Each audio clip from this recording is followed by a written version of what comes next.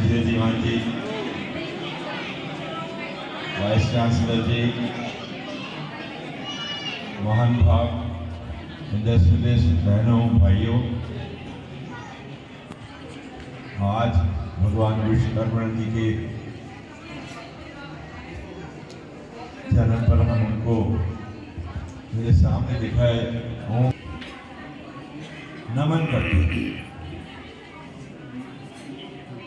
नमन करते हैं उस हस्ती को, उस भगवान को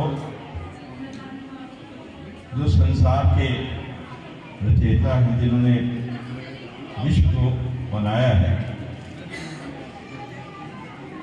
हमारे हरियाणा HPSC के मेंबर अभी वोट कर गए हैं, 2-3 बातें कह के गए। बात कहने को तो बहुत लंबी है, लेकिन एक महसूस करना एक दूसरे के लिए, समाज में एक दूसरे को ऊपर उठाने के लिए उसकी सहायता करना, ये भी हमारा फर्ज बनता है। और सिर्फ यही बात नहीं है, सहायता सिर्फ आर्थिक रूप में नहीं होती, सहायता किसी के दुख सुख में उसका साथ देने में होती है, किसी की भावनाओं को समझने में भी होती है। हम इसको थोड़ी महदूद नहीं कर सकते, ठीक है, ये सही बात है कि शिक्षा एक बहुत बड़ा वरदान है और शिक्षा उपलब्ध होनी चाहिए सभी को। जो लोग शिक्षा ग्रहण करने में दिक्कत महसूस करते हैं क्योंकि आर्थिक रूप से कमजोर हैं, उनकी भी सहायता होनी चाहिए। अगर वो अभी उनको काम था गए हैं, ये सही है कि वो जो बता रहे थे कि पारदर्शिता के साथ नौकरियों का चयन हो रहा है कि कौन से बच्चे को नौकरी मिलनी चाहिए, पूरी पारदर्शिता के साथ, ये एक अच्छी प्रणाली है। इसके लिए मैंने भी लड़ाई लड़ी थी कि कम से कम ये इंटरव्यू के जरिए जो डिस्क्रिप्शनरी पावर इंटरव्यू करने वालों के पास होती है वो नहीं होनी चाहिए, क्योंकि उनके पास समय ही नहीं होता कि इंटरव्यू करके उसका एनालिसिस कर लें कि किस व्यक्ति को, किस बच्चे को इसकी जरूरत है, किस बच्चे को 2 शब्दों में या 2 प्रश्नों में ये पता नहीं लग सकता। लेकिन हमें इसके साथ साथ जो है और भी आगे की सोच रखनी पड़ेगी। आज जो सबसे बड़ी समस्या हमारे समाज में, मैं सर्व समाज की बात करता हूं, सर्व समाज में वो रोजगार मिलने की समस्या सबसे बड़ी समस्या है।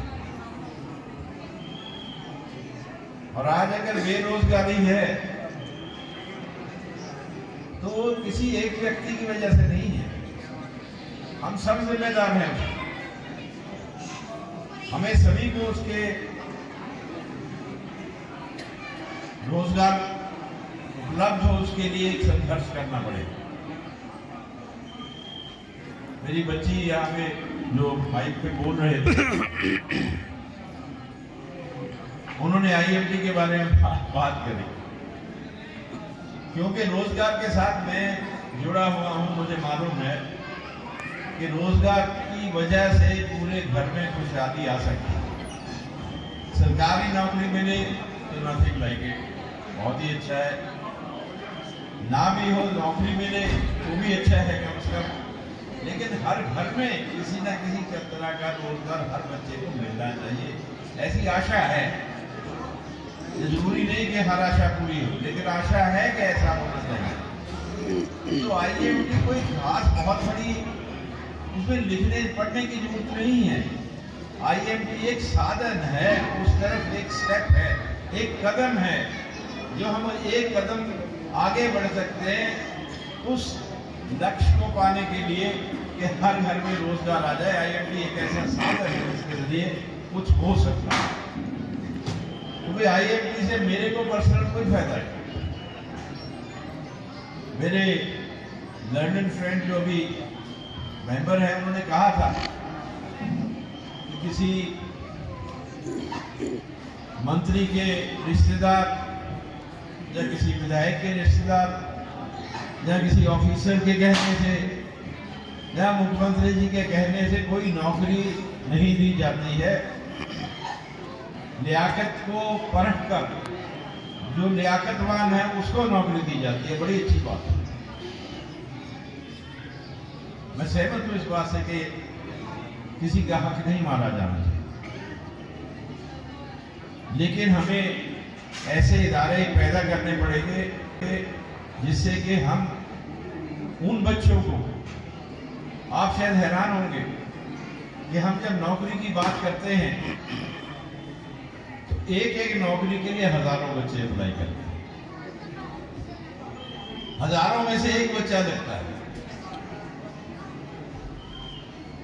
जो नहीं लगते हैं